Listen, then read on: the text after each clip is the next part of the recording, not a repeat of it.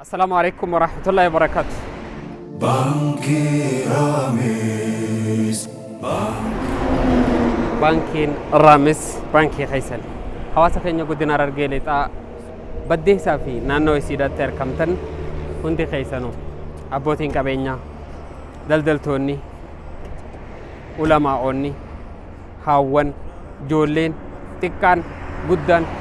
هندي خيسانو أي بانكي رامزي فافيرام تاني جرتن eenyu afeeraan dubbiidha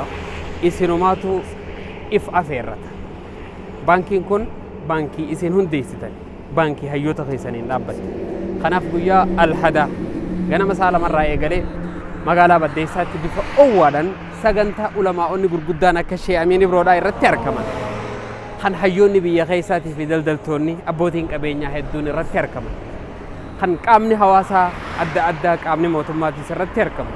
sagantaa bareedduudhaan baankii raammisee bisuudhaaf qophii keenya xumuranne gama Baddeessaadhaa imalaa jirra. Warri Baddeessaa fi naannoo isiitti jirtan guyyaa aladaa wal harkaan keenya eeba baankii raammisee irratti bifa owwaa ta'een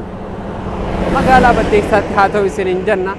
biraanchii tana eebbisnee magaalaalee naannoo keessan jirtu tanneen akka Booqee xiqqoo, Booqee guddoo,